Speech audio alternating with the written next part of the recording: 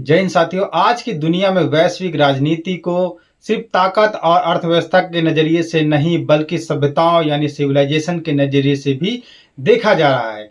हाल ही में अमेरिका के विदेश मंत्री मार्को रूबियो ने पश्चिमी सभ्यता यानी वेस्टर्न सिविलाइजेशन की बात करते हुए कहा कि अमेरिका और यूरोप एक साझा इतिहास, संस्कृति और संस्थागत मूल्यों से जुड़े हुए हैं। वहीं राष्ट्रपति डोनाल्ड ट्रंप ने भी भारत, चीन और ईरान जैसे देशों को लेकर ऐसे बयान दिए जिनसे यह संकेत मिलता है कि दुनिया को अब अलग अलग सभ्यताओं के समूह में बांटकर देखा जा रहा है।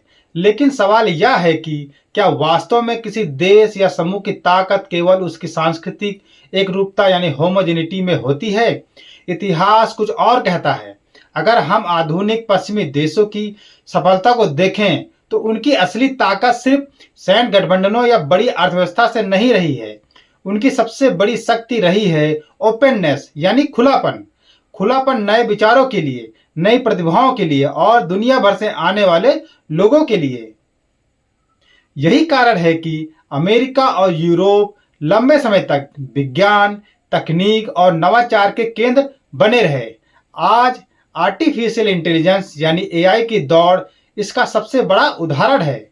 माइक्रोसॉफ्ट, ओपन एआई और एनवीडिया जैसी कंपनियां सिर्फ स्थानीय प्रतिभा पर नहीं बल्कि दुनिया भर से आए वैज्ञानिकों, इंजीनियरों और रिसर्च पर आधारित हैं। कोविड-19 महामारी के दौरान भी यही देखने को मिला था। वैक्सीन बनाने से लेकर उसे दुनिया तक पहुंचाने तक पूरी प्रक्रिया अंतर्राष्ट्रीय सहयोग पर आधारित थी।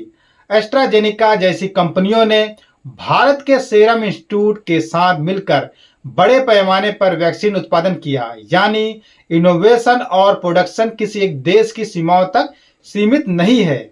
इसका मतलब यह नहीं कि इमिग्रेशन यानी प्रवासन को पूरी तरह खुला छोड़ दिया जाए। हर देश को अपने कानून और सामाजिक व्यवस्था बनाए रखने का अधिकार है, लेकिन विविधता को नियंत्रित करना और विविधता से डरना दोनों अलग बातें हैं। आज कई विकसित देशों में जनसंख्या तेजी से बूढ़ी हो रही है। ऐसे में स्किल्ड लेबर यानी कुशल मानव संसाधन की जरूरत बढ़ रही है। अगर नए लोग और नई प्रतिभाएं नहीं आएंगी तो आर्थिक विकास धीमा पड़ेगा, इनोवेशन कमजोर होगा और सामाजिक दबाव बढ़ेंगे।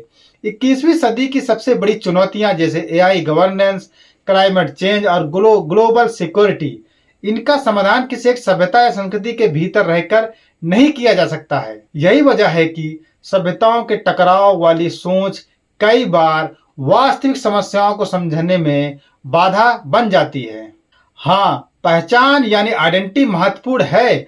हर समाज को अपने मूल्य, परंपराएं और संस्थाएं चाहिए, लेकिन असली चुनौती यह है कि क्या लोकतांत्रिक समाज बदलाव को अपनाते हुए भी अपने मूल सिद्धांतों को सुरक्षित रख सकते हैं? पश्चिम की ऐतिहासिक ताकत यही रही है कि उसने स्थिरता और बदलाव दोनों को साथ लेकर चलने की कोशिश की। उसने नए विचारों, नए प्रतिभाओं को अपनाया, लेकिन साथ ही rule of law, individual liberty और अकाउंटेबल गवर्नेंस जैसे मूल्यों को भी बनाए रखा।